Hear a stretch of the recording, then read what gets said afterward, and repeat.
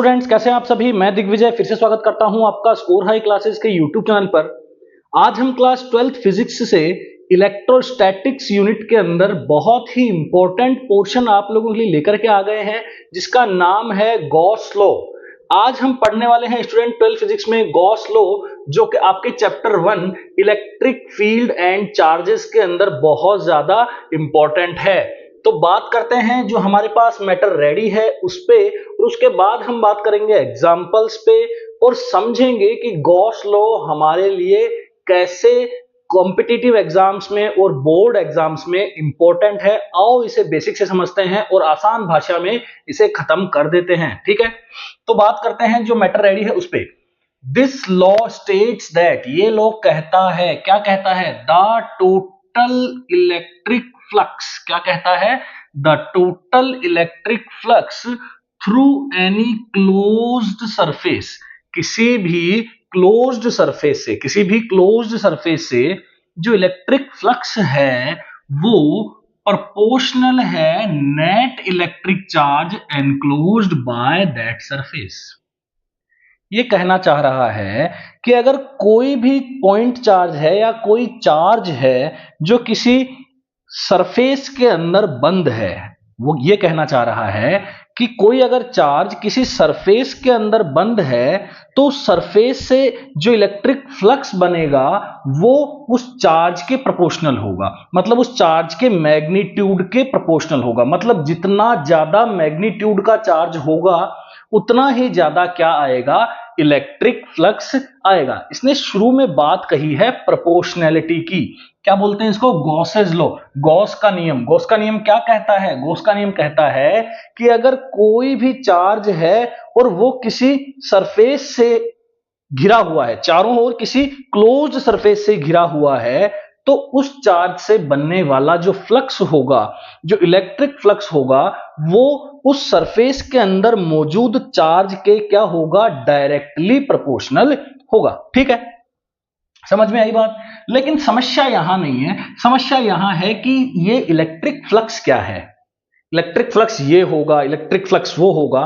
तो सबसे पहले अपन ये समझते हैं कि इलेक्ट्रिक फ्लक्स बेसिकली है क्या। देखो, इलेक्ट्रिक फ्लक्स है, हमें ये समझ में आता है कि कोई भी चार्ज होगा, चाहे वो पॉजिटिव हो चाहे नेगेटिव, उसके आसपास क्या बनने वाली है, इलेक्ट्रिक फील्ड लाइंस बनने वाली हैं। क्लियर है। जैसे मान लेते हैं कि ये जो मेरी अंगुलियां हैं ये इलेक्ट्रिक फील्ड लाइंस हैं। क्या है, इलेक्ट्रिक फील्ड लाइंस। ठीक है, अब इलेक्ट्रिक फ्लक्स को मैं डिफाइन करता हूं। इलेक्ट्रिक फ्लक्स क्या होता है कि अगर ये कुछ एरिया है, अगर ये कुछ एरिया है, ठीक है, तो इस एरिया में से अगर ये फील्ड लाइन क्रॉस कर रही है, इस एरिया में से अगर ये फील्ड लाइन क्या कर रही है, क्रॉस कर रही है, तो आप देखेंगे इस पर्टिकुलर एरिया में से कितनी फील्ड लाइन क्रॉस कर रही है, केवल ये दो, केवल ये दो फील्ड लाइन क्रॉस कर रही है। क्या ये दो फील्ड लाइन क्रॉस कर रही है, नहीं। तो इसका मतलब इस पर्टिकुलर एरिया से जो इलेक्ट्रिक फ्लक्स की वैल्यू होगी वो कितनी होगी, 2। मतलब इलेक्ट्रिक फ्लक्स कुछ भी नहीं है, इलेक्ट्रिक फील्ड लाइंस का किसी सरफेस को क्रॉस करना ही क्या, उसका नंबर का पता चलना, उसको मेजर करना, उस नंबर ऑफ फील्ड लाइन को मेजर करना जो किसी सरफेस से क्रॉस कर रही है परपेंडिकुलरली। कैसे क्रॉस कर रही है, परपेंडिकुलरली। क्लियर। तो आओ बच्चों, इलेक्ट्रिक फ्लक्स भी हमारे पास लिखा हुआ है, इसकी क्या डेफिनेशन है, क्या हमने समझा है, क्या उसी के आसपास है या कुछ वैसी है, देखते हैं। तो लिखा हुआ है the measure of the electric field lines. Okay, electric field lines का मेजर। अब इलेक्ट्रिक फील्ड लाइंस का जो मेजरमेंट है वो कभी ऐसे मीटर में तो होगा नहीं, सेंटीमीटर में होगा नहीं कि इतनी लंबी इलेक्ट्रिक फील्ड लाइन है भाई, नहीं। इलेक्ट्रिक फील्ड लाइंस का नंबर कितना है जो किसी पर्टिकुलर एरिया को क्या कर रहा है, क्रॉस कर रहा है। कोई एरिया सपोज कर लीजिए, कोई एरिया सपोज कर लीजिए, जैसे मान लो आपने ये एरिया ले लिया, ठीक है, ये आपने क्या ले लिया, एरिया, और यहां से क्या कर रही है इलेक्ट्रिक फील्ड लाइंस, मान लेते हैं क्या कर रही है, परपेंडिकुलरली क्या कर रही है, यहां से क्रॉस कर रही है। ठीक है, ये क्या है, इलेक्ट्रिक फील्ड लाइंस है, इस पर्टिकुलर एरिया में से क्या कर रही हैं, क्रॉस कर रही हैं। तो कितनी फील्ड लाइन क्रॉस कर रही हैं, 3। तो वही क्या होगा, इलेक्ट्रिक फ्लक्स होगा। सही है, समझ में आ गया। तो the measure of the electric field lines passing through a given surface, किसी भी गिवन सरफेस में से जो number of field lines pass कर रही है perpendicularly, that the number is called the electric flux, और इसे फाई के नाम से जाना जाता है। ठीक है, इसके लिए हम सिंबल, जैसे एंगल के लिए थीटा है, बहुत सारी चीजों के लिए हम वेरिएबल यूज करते हैं, कुछ टर्म यूज करते हैं, तो इसके लिए हमने जो टर्म निकाली है वो है फाई। सारी बुक्स में, लगभग बुक्स में आपको फाई मिल जाएगा। क्लियर है? तो इलेक्ट्रिक फ्लक्स क्लियर हुआ, इसका स्टेटमेंट क्लियर हुआ। इसका स्टेटमेंट और क्लैरिटी देगा यहां, और क्लैरिटी यहां देगा।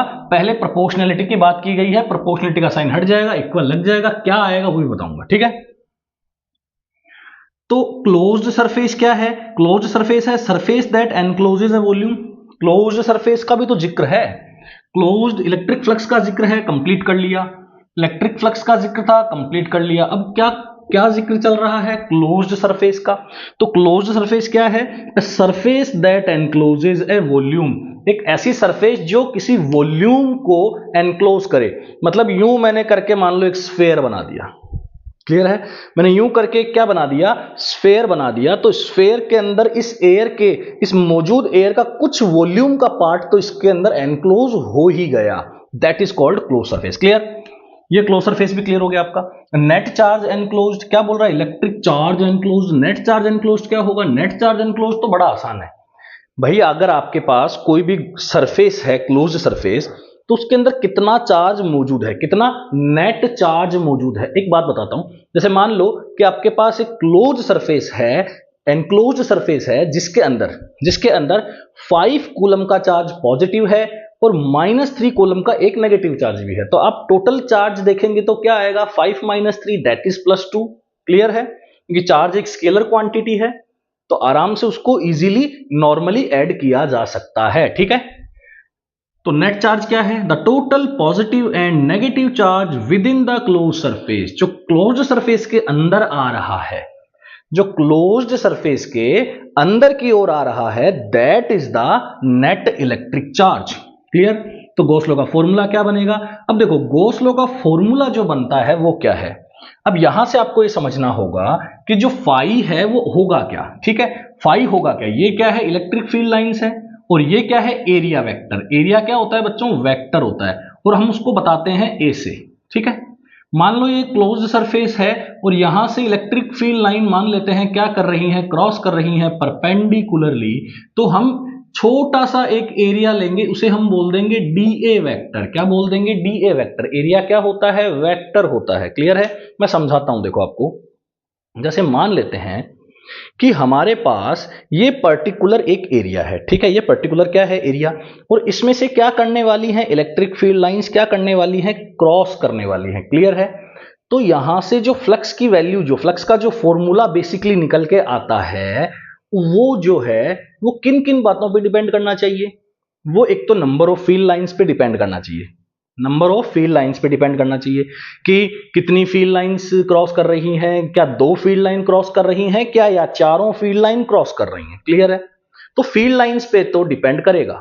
ठीक है, लेकिन मैं कहता हूं कि तो साथ साथ इस एरिया पे भी तो डिपेंड करेगा, क्योंकि अगर आप एरिया बढ़ा देंगे, और आपके पास फील्ड लाइंस ज्यादा हैं, तो फील्ड लाइंस भी अगर ज्यादा है तो फ्लक्स भी ज्यादा है। एरिया बढ़ा दिया तो फ्लक्स ज्यादा है। क्लियर? अब फील्ड लाइंस कांस्टेंट है और एरिया बढ़ा रहे हो तो फ्लक्स ज्यादा नहीं है, लेकिन आपके पास बहुत सारी फील्ड लाइंस हैं, बहुत सारी फील्ड लाइंस इधर से आ रही है, कंटिन्यू 1000-1500 फील्ड लाइन आ रही है, और आपके पास एरिया इतना सा है, तो क्या होगा? फ्लक्स कम आएगा। सिंपल सी बात है, बहुत कम लाइनें इसमें से क्रॉस करेंगी। बहुत सारी लाइनें आ रही है मान लो, तो बहुत कम लाइनें इसमें से क्या करेगी? क्रॉस।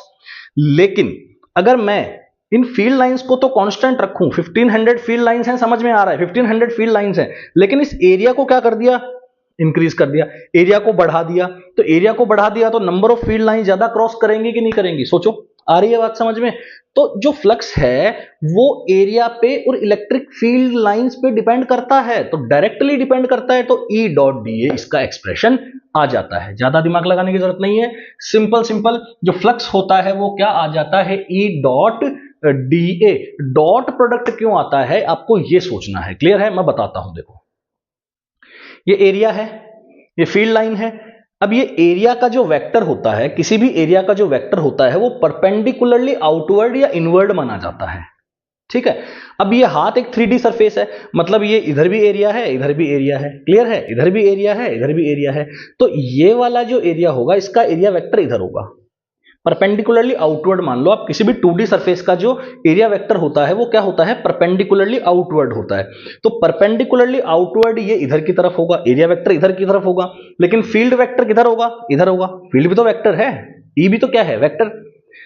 ये इधर होगा और ये इधर होगा, तो बोलो 180 डिग्री का एंगल बनेगा नहीं बनेगा, डॉट प्रोडक्ट में 180 बनेगा। लेकिन मेरी बात ध्यान से सुनो, हमारे पास एरिया भी है और फील्ड लाइन भी है। ध्यान से सुनो, अगर हमारे पास एरिया भी है और फील्ड लाइंस भी हैं तो भी फ्लक्स जीरो हो सकता है। कैसे होगा, देखो एंगल बहुत डिपेंड करता है। मान लो कि ये एरिया वेक्टर अभी ऐसे था और फील्ड लाइन ऐसे थी, समझ में आ रहा है कि हाँ cos 180 जाएगा या cos 0 डिग्री जाएगा इधर से, तो बन जाएगा, फ्लक्स बन जाएगा। लेकिन अब देखो ये एरिया वेक्टर आपकी तरफ हो गया, अरे एरिया वेक्टर अभी इधर था ना एरिया वेक्टर, अभी एरिया वेक्टर किधर हो गया, आपकी तरफ हो गया, ठीक है।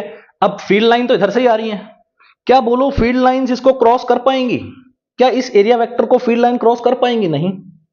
क्या फील्ड लाइन नहीं है, क्या एरिया वेक्टर नहीं है, मौजूद है, एरिया मौजूद है, लेकिन इनका जो ओरिएंटेशन है, जो एंगल है, वो एक दूसरे के परपेंडिकुलरली हो चुका है। तो परपेंडिकुलरली हो जाने से फ्लक्स जीरो है, इसका मतलब cos 0 cos 90 क्या होता है, जीरो। तो डॉट प्रोडक्ट आएगा। आई होप ये लेंदी हो जाएगा फालतू फिर, ठीक है। तो समझ में आ रहा है, ई डॉट डी ए, ये क्या लगाया हमने, ये इंटीग्रेशन लगाया, और ये गोला सा क्या लगाया, ये क्लोज्ड सरफेस का गोला है। किसका है, क्लोज्ड सरफेस का इंटीग्रेशन किया जा रहा है, ठीक है। यहां से फाई टोटल जो होगा वो फाई एनक्लोज्ड के डायरेक्टली प्रोपोर्शनल होगा, क्यू एनक्लोज्ड के डायरेक्टली प्रोपोर्शनल होगा। क्यू क्यू यहां पे क्या है, चार्ज है, क्यू यहां पे क्या है, चार्ज, ठीक। तो जो फाई टोटल होगा, अब वो प्रोपोर्शनलिटी का साइन तो हट जाएगा और इक्वल का साइन आ जाएगा, तो क्या हो जाएगा, Q enclosed upon epsilon naught, क्या हो जाएगा, Q enclosed upon epsilon naught. Epsilon naught क्या है, परमिटिविटी ऑफ वैक्यूम, क्या है epsilon naught, permittivity of vacuum. क्या होती है permittivity of vacuum, 8.85 into 10 to the power -12 newton metre square per coulomb square. क्या होती है, नहीं newton metre square per coulomb square, हाँ सही है बिल्कुल, newton metre square per coulomb square. Clear है, समझ में आ रही है आप लोगों को बात।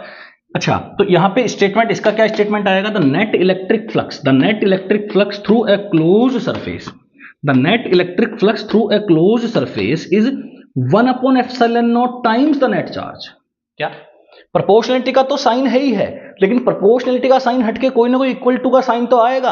अब इक्वल टू का साइन आएगा तो कोई ना कोई कांस्टेंट आएगा, तो कांस्टेंट क्या आया, परमिटिविटी ऑफ वैक्यूम या फिर permittivity of free space. Clear, समझ में आ रही है बात। तो 1/ε0 टाइम्स हो गया नेट चार्ज के, जो फाई टोटल है, जो फ्लक्स है, वो क्या हो गया 1/ε0 टाइम्स द नेट चार्ज। और नेट चार्ज का मतलब मैंने आप लोगों को बता रखा है, क्लियर है, ये भी यहां से आपका क्लियर होता हुआ।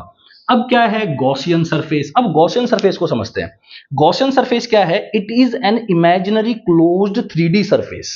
क्या, it is an imaginary closed 3D surface used to apply Gauss's law to calculate the electric flux. अगर किसी भी चार्ज की वजह से कितना फ्लक्स बन रहा है, किसी भी चार्ज की वजह से कितना फ्लक्स बन रहा है, अगर ये पता करना चाहते हैं तो आपको एक गॉसियन सरफेस उस चार्ज के लिए माननी होगी। एक इमेजिनरी सरफेस आपको क्या करनी होगी, माननी होगी, इमेजिन करनी होगी कि ये इसकी गॉसियन सरफेस है। उसे क्या कहा जाएगा स्टूडेंट्स, गॉसियन सरफेस कहा जाएगा। नेक्स्ट लेक्चर में हम गॉस लॉ पे क्वेश्चंस की भी बात करेंगे और मैं आपको इसका प्रूव भी करवाऊंगा। सिलेंडर से भी इसका प्रूव ले सकते हैं और हम स्फेयर से भी इसका प्रूव ले सकते हैं students. Thank you so much, keep watching.